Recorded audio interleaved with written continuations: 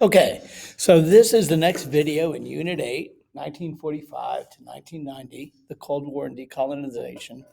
And in this video, we're going to focus on decolonization. Now, this is going to be one of a series of topics that we're going to focus on this process, in which we focus on how the former colonies of the strong nations won their independence from 1900 to 1989.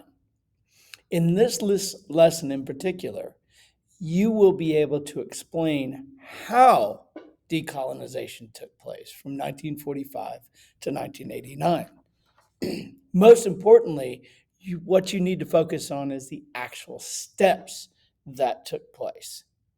Later, we're going to build a comparison of the processes that different states took on their route to become independent. So this video is going to focus on defining colonization or decolonization and explain the causes. Then we're going to get into the step-by-step process. So when you look at these political cartoons, I want you to focus on the main ideas. And I also want you to focus on the evidence that supports this. So this is the first one. I would say the main idea focuses on imperialism, that movement in which strong industrialized nations sought colonies for markets, resources, and investments, as well as political nationalism in Africa and Asia. Evidence shows that you've got three strong nations, Germany, Britain, and Russia, and what they're doing is they're grabbing land in Africa and Asia. When we look at this is a little bit different. I would definitely say that the main idea of this is decolonization. Why? Well, because we've got Africa represented by the arm that's in chains, and that a person by the name of independence is breaking those chains, thereby giving them freedom. Now, we look at this one, and we see also kind of a change. I would say that the main idea of this focuses on the issues or the problems that decolonization nations faced after they won their independence. Above, you see the Africans serving the European conqueror, probably a British person. And then after independence, a little bit later, we see the same people serving some sort of leader, some sort of tribal chieftain. So these are ideas that we need to keep in mind as we go through decolonization. First, we need to make sure that we understand that this is the process of giving independence to those colonies that we saw develop between 1850 and 1900, and that this was done partially from the outside, but also from within. But these new nations faced problems which essentially kept them under the influence of the leadership that they served. So when we begin this lesson, the first thing we need to do is we need to define what exactly this process is. So decolonization is a movement or an event or the development that takes place between 1945 and 1965, 1989, however you want to kind of preface that. And it takes place across the world.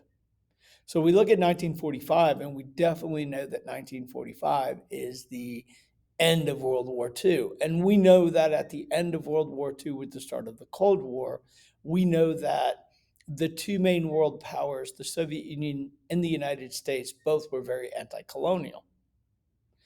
Now, during this time, those old European colonial empires, the ones that we saw develop between 1850 and 1900 for economic nationalism and political nationalism, well, they begin to break up into independent nations.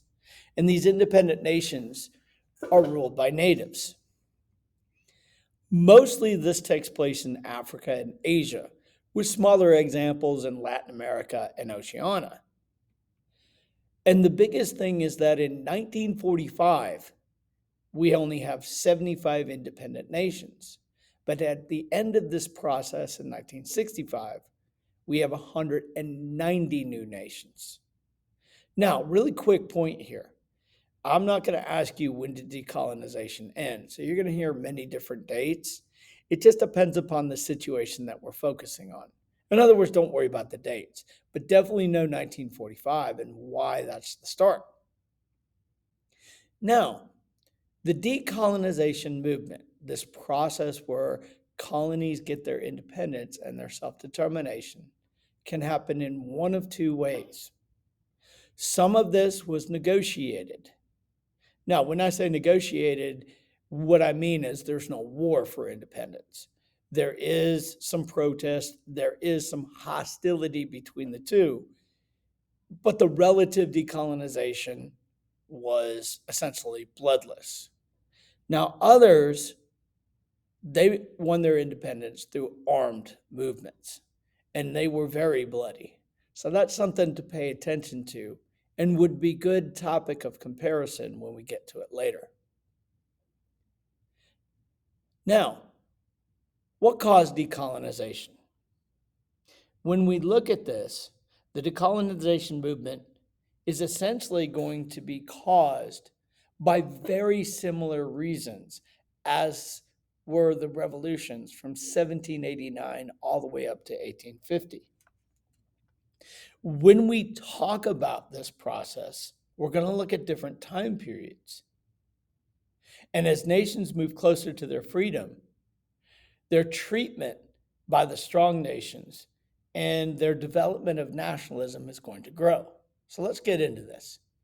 What caused decolonization? These are the three time periods that we're going to be focusing on.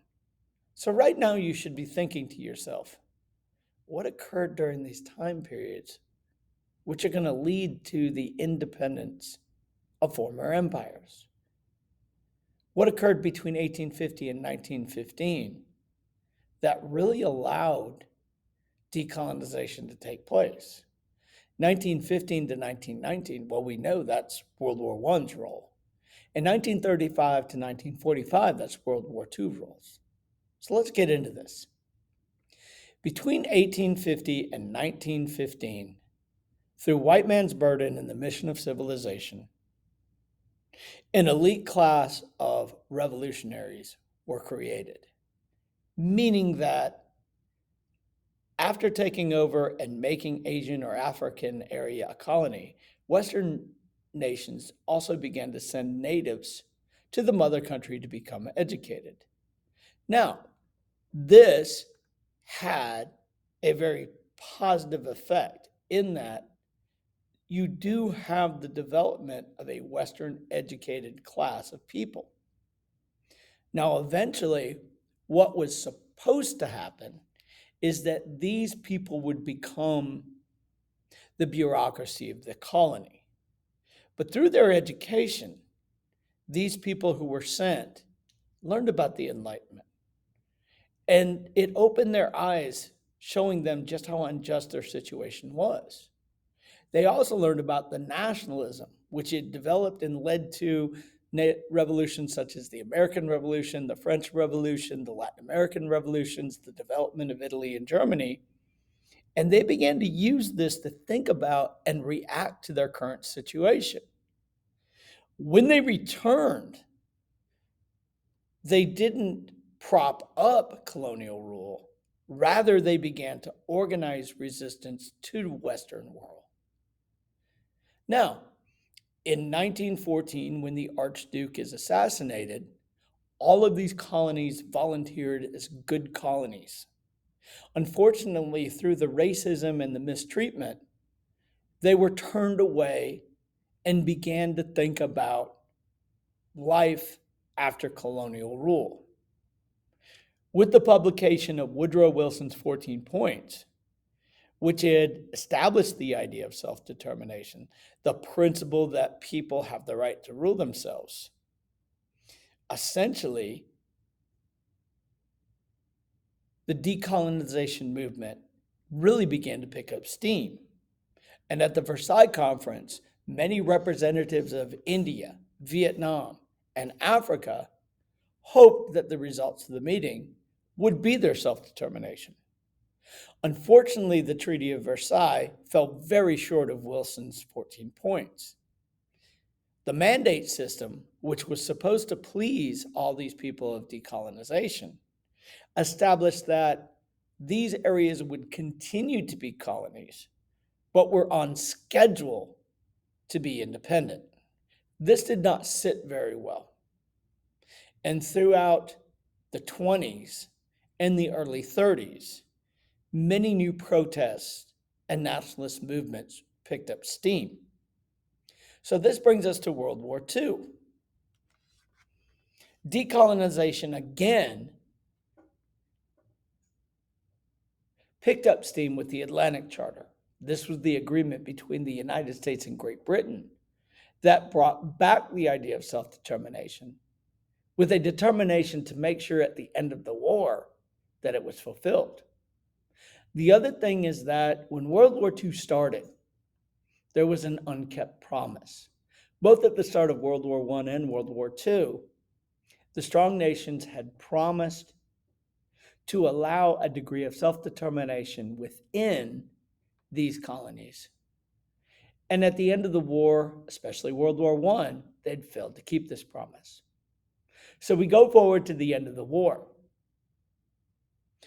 The new GPO, the global political order, featured the rise of both the United States and the Soviet Union. They were the military and the economic powers of the day. And also both were very anti-colonial. So now decolonization has a chance because it came back, the people of the colonies want it, and the two nations in charge want to see it happen. Now, when we look at Britain, France, and other areas that own these empires, economically, they were very much beaten down. And the expense of the empire is going to lead to the decolonization movement. So what caused decolonization? The development of a revolutionary class who was trained in the Enlightenment and developed nationalism, the failure of the strong nations to fulfill self-determination, and the rise of the United States and the Soviet Union at the end of the war, along with the expense of the empire, which began the process of decolonization in Africa and Asia. So now we're going to look at the actual step-by-step process.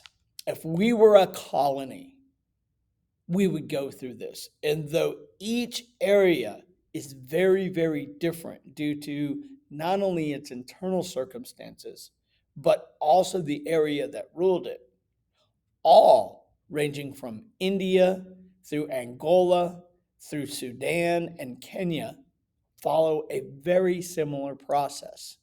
So this is a step-by-step process that leads a state to become independent. So we begin with the development of leadership. All decolonization movements were led by a group of Western educated nationalists. So we see this group of nationalists. We see Gandhi, Nehru, Muhammad al-Jinnah of India.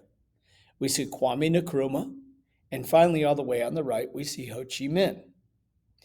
All of these leaders were Western educated to a degree. All of these leaders learned about the Enlightenment, the idea of rights, and also saw the nationalism that existed in European countries.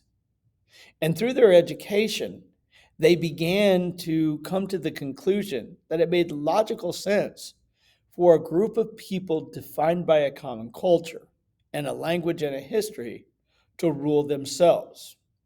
This is going to be the organizers. Now, I want you to understand something. These are not upper class people. These are somewhat middle class people because the upper class, they're benefiting from it. Now, when these people return, they begin to organize. And this leads us to step two. In step two, you do two things. One, you begin to build nationalism within the population. And two, you create an organization whose job it is to work for independence. The key toward decolonization was the development of nationalism, within the native population. Using the same ideas that Europe had used long before, the idea that a common identity was based on a common history, culture, language, and religion, the population was unified with the goal of becoming independent. To help further this along, organizations began to form in the areas of colonial possessions that were led by the people who had come back to lead them. This organization essentially begins to win over the lower classes to their side. So, for example, we see the symbol of the Indian National Congress, the hand on the Indian flag, the All Muslim League, the green field with the crescent moon and star. We see Pan Africanism, the fist superimposed on the continent of Africa, and the African National Congress, showing not only industrialization through the wheel, but traditional African ideas holding the spear and the shield. And then we see the Viet Minh in Vietnam, harnessing the blue and the red, focused on the star. All of these organizations work toward independence by not only agitating, but also unifying the lower classes. This leads us to step 3, agitation. Agitation, another word here could be protest. Now, this protest could take 2 forms, and this is where we begin to see some differences. On one hand, some of these were very nonviolent. For example, the picture of Gandhi picking up salt, focusing on civil disobedience, breaking the law against the gathering of salt that the British had established. We also have the Quit India movement, which began when Great Britain involved itself in World War II without even asking the Indians if they were interested, and also led to peaceful demonstrations that we see in the picture above the Quit India movement. Now, some were different, and the difference lies in the amount of migration from the strong country to the colony. In Algeria, Angola, and Vietnam, their agitation took the form of violence, terrorism, and revolution. Either way, the message is sent through either civil disobedience and protest or armed resistance that the native population, unified by nationalism and led by the nationalist organization, wanted independence. So step 4 is independence. Now, I would like to say that all of these states won their independence, but a majority of the independence was very similar to the American Revolution, in that the British in the American Revolution simply grew tired of dealing with the colonists and walked away. But on that fateful day, and it's different for each empire, we now have the goal achieved, independence. On the left, we see the independence speech that we saw in the DBQ by Kwame Nkrumah. In the middle, we see an Indian newspaper essentially proclaiming their independence. And then on the right, we see pictures of Vietnamese unification and independence at the end of the Vietnamese War. Now, the next step after this is essentially going to be building the nation. This is focused on developing a government that unifies rules and provides for their population, but also an economic system. This is usually where decolonization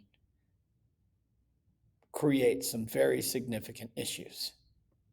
So in review, at the beginning of the video, I asked and said you would be able to explain how decolonization took place from 1945 to 1989. So when we look at this situation, we begin with this movement of former colonies to get their independence. And it begins with this education of an elite group of people who traveled to the West, learning about the Enlightenment and learning about nationalism. And when they return, they move to step two, which is not only building a national identity through nationalism, but also creating a nationalist movement such as the Indian National Congress, the African National Congress, or the Viet Minh. Through agitation, using nonviolent civil disobedience and protest, or armed resistance, the state works toward their independence. And finally, they're given their independence. When they get their independence, though, they have to build a government, they have to build an economy. And essentially, this is where more sets of problems emerge. Okay, so your homework or the next step is to read pages 579 to 585. Now, as you read, you're going to read about the decolonization of different places. I would like you to take notes. This will serve as your evidence and your backbone for planning your comparison argument about the process of decolonization.